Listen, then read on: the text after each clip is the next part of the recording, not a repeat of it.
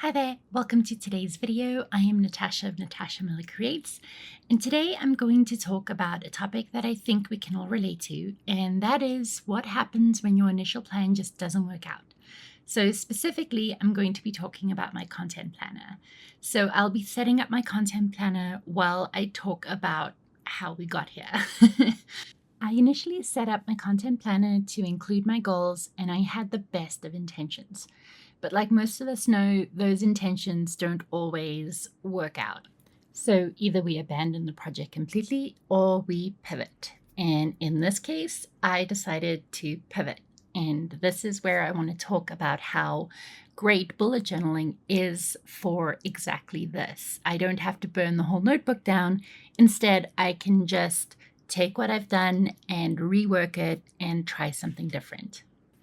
So part of the problem I found with my initial setup was that it was just too vague. It wasn't supporting the goals I wanted to achieve.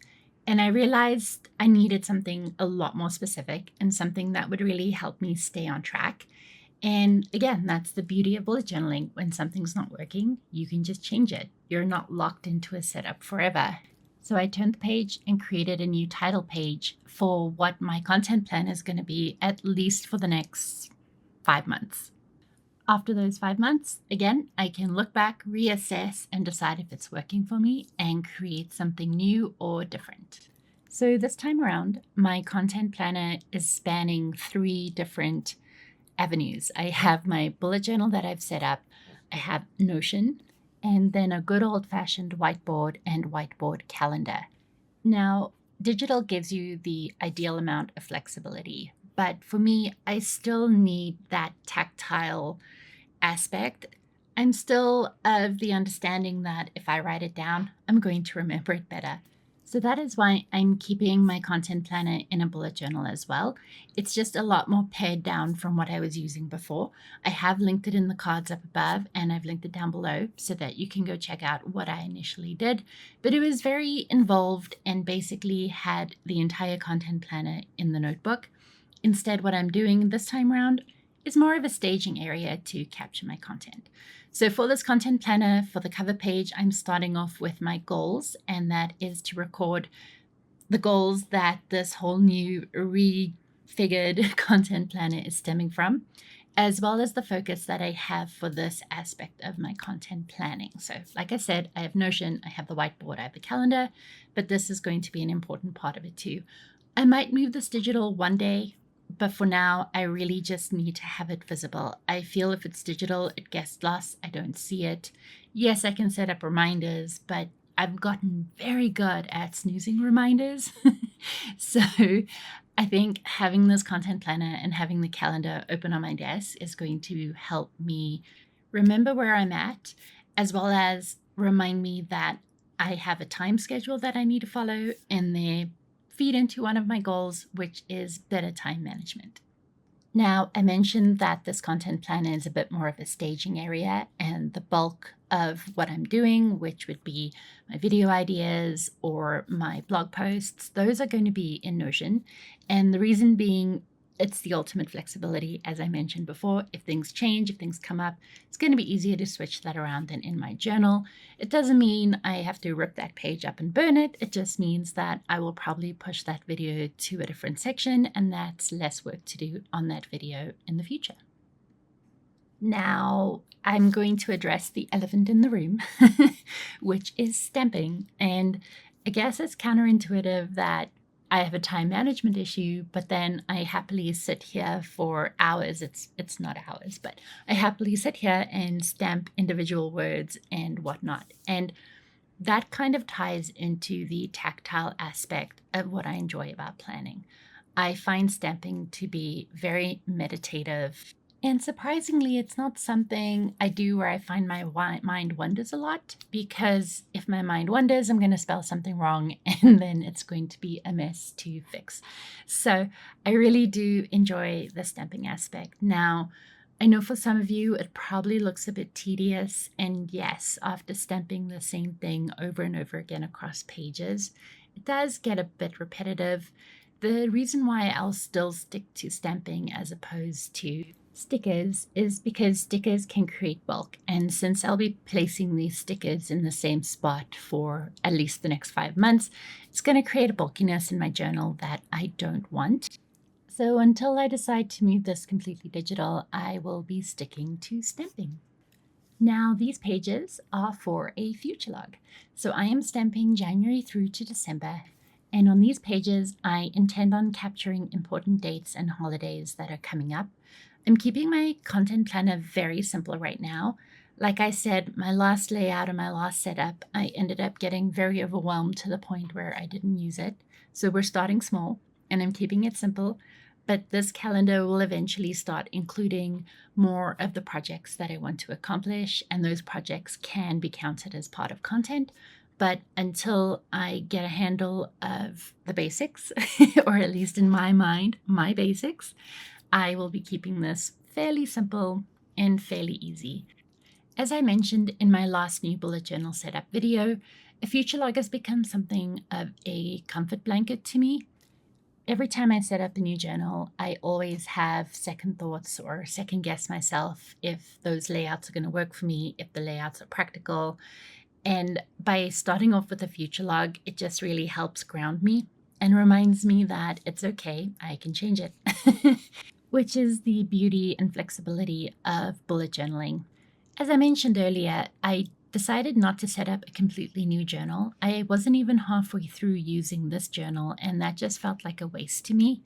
And since the general theme of the journal was the same, which was content planning, I just turned the page and started again, which is why you see me doing another future log.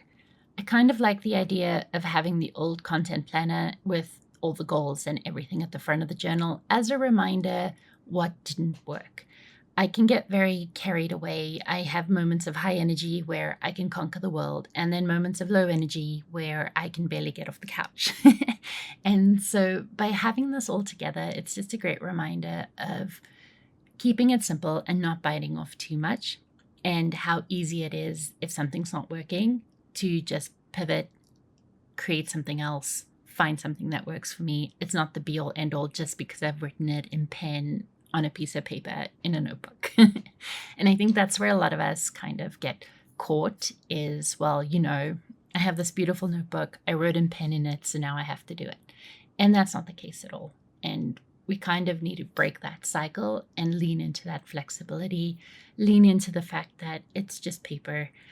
Here's a great example. I used the wrong acrylograph color for my tab, which doesn't sound like that big of a deal, but in my mind, it was really annoying. Again, I was using an acrylograph, which is a paint pen, and it layers, and so I was able to go in and put the actual color, the right color, over top of it, and it worked fine. But again, that speaks more to how we get caught up in perfection. And I'm still very vulnerable myself, and reminding myself that I'm allowed to change, I'm allowed to pivot, I'm allowed to be flexible, has basically become my mantra over the last couple weeks since I had this epiphany. Now, these 2 pages are going to capture the schedule and as well as the trackers. So by schedule, I mean back in the day when I first started my channel, I was posting on a strict schedule. So for a 4-week month, week 1 would be X video, week 2 would be Y video, week 3 would be Z video, and week 4 would be A video. And then again, for a 5-week month, I would have an additional video thrown into the mix. This worked really well for me. It got me this far. I don't know why I stopped doing that, but because I know I did it before and it worked, I want to go back to incorporating that into my schedule. Again, that's not going to be written in stone, but it's going to be something to have as a guide. So if something comes up and it's supposed to be a setup video, for example, I'm still going to allow myself that flexibility to do what I want, do what I need, and just still enjoy it. After all, that's why I created this channel, is to have fun and share what I'm doing with you, and hopefully somebody else will see what I'm doing and enjoy it. So on the right-hand page, as you can see, I'm doing my trackers. For my trackers, I am tracking YouTube, email, Instagram, and Pinterest. One of my mini goals is to post more consistently to social media. But for my brain, we're taking baby steps. And so we're starting with the content schedule first, going to get in a groove, and then going to start looking at the next mini goal that I can tick off. I did want to have the trackers in here though, so that I could get a sense of if what I'm trying to do with the content planning and the content schedule is already making a small difference. And then hopefully I get to see the benefits of when I start posting more consistently to social media. I chose a square notebook for this content planner so that I had more space to do what I wanted to do what I needed to do. And also, I love the idea of a square notebook. I am not into reading journaling. I wish I was. I just don't have capacity for it. And I get so jealous of all the beautiful reading journals that are out there. So just to kind of calm that side of my personality down, or compromise with that side of my personality, I decided to do this in a square notebook. Now, the next set of pages are for my ideas. So these are content ideas that I'm coming up with. Now, as you can see from the schedule, there are 4 kinds of videos for the most part, 4 kinds of videos that I will be posting. So I decided that each page is going to be dedicated to that specific content idea.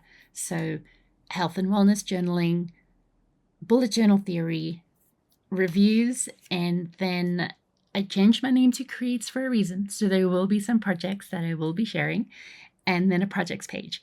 And I created a key. They are color-coded for the different kinds of content that they are, so that when I'm going through my schedule and I'm pre-planning my content, I can just look at the sticky note, see what I should be planning based on the outline, and just grabbing that and running with it.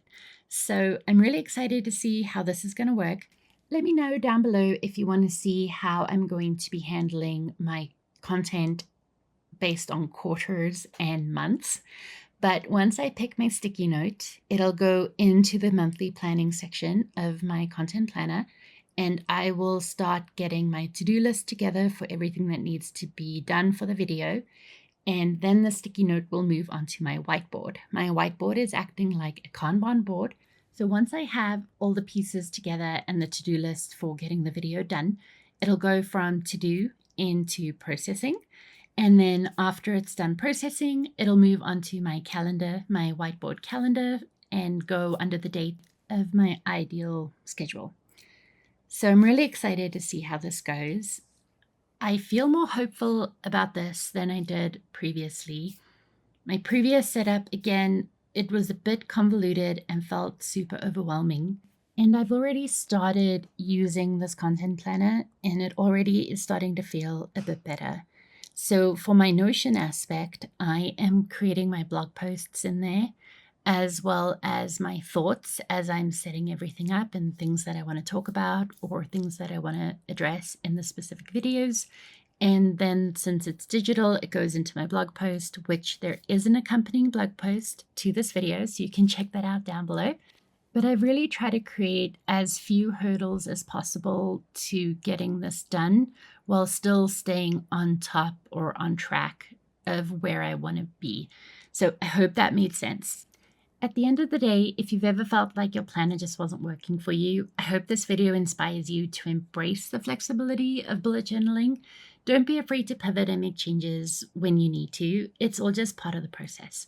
If you like this video, make sure to give it a thumbs up. And if you haven't already, subscribe for more content on bullet journaling, creative planning, and all things stationery. I'll see you in the next one. For more bullet journal content, make sure to check out one of these 2 videos. I'll see you over there.